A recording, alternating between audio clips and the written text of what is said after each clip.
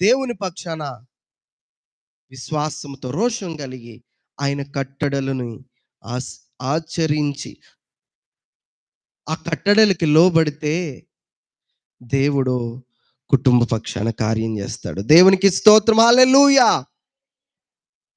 ప్రియులరా, మనల్ని మనము గమనించుకుందాం. విసిరాడు, ఒక సవాల్ విసిరాడు. అయ్యా,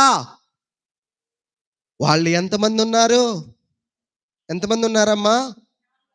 ఆపోజిట్ పార్టీ ఎంతమంది? 450 మంది. 450 మంది గట్టిగా ఏం చేయొచ్చు ఏలియాని? ఏదైనా చేయొచ్చు. కానీ ఎందుకు ఏం చేయలేకపోయారు? దేవుడు ఏలియా పక్షాన ఉన్నాడని వాళ్ళకి తెలుసు. ప్రియులరా, ఒక సవాల్ ఇసిరాడండి ఏలియా. ఎద్దు తీసుకురండి, 2 ఎద్దులు తీసుకురండి, ఒకటి నాకియండి, ఒకటి వాళ్ళకి ఇవ్వండి.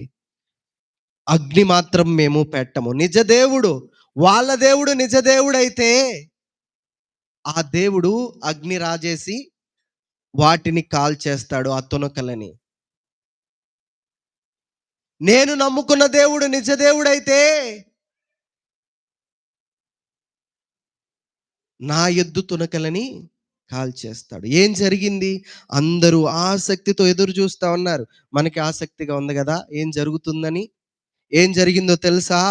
ఏం జరిగిందో తెలుసా? మొదట వాళ్ళకే ఛాన్స్ ఇచ్చాడు. అయ్యా, మీరు కానియండి, మీ దేవునికి మీరు ప్రార్థన చేయండి, మీ దేవునికి మీరు ప్రార్థన చేయండి.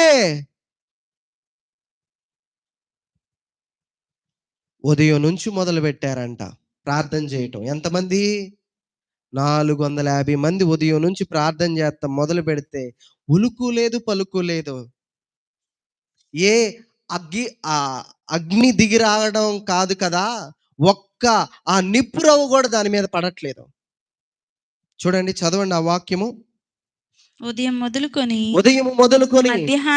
మధ్యాహ్నం వరకు ప్రార్థన వినుమని బయలు పేరును బట్టి ప్రార్థన చేసిరి కానీ ఒక మాట అయినను ప్రత్యుత్తరం ఇచ్చువాడెవడు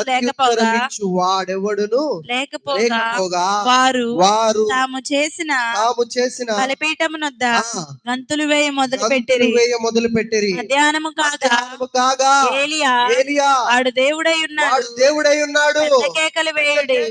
వాడు ఒకవేళ ధ్యానము చేయుచున్నాడేమో, దూరమునున్నాడేమో, ప్రయాణము చేయుచున్నాడేమో, వాడు నిద్రపోచున్నాడేమో, మీరు ఒకవేళ లేపవలసి ఉన్నదేమో అని అపహాస్యము చేయగా వారు మరి గట్టిగా కేకలు వేయుచు రక్తము కారు మట్టుకు తమ మర్యాద చొప్పున కత్తులతోనూ శస్త్రములతోనూ తమ దేహములను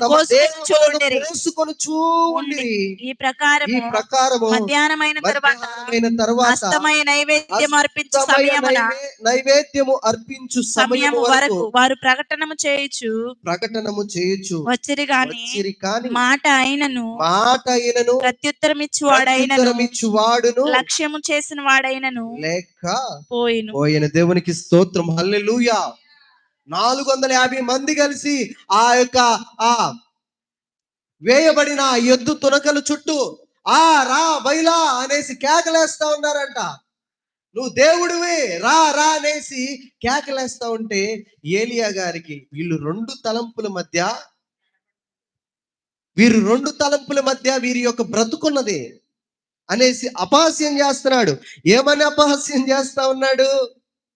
ఒకవేళ ధ్యానం చేస్తా ఉన్నాడేమో, దూరాన ఉన్నాడేమో, ప్రయాణం చేయిస్తా ఉన్నాడేమో, నిద్రపోతా ఉన్నాడేమో. దేవుడు నిద్రపోతాడండి? నిద్రపోతాడా?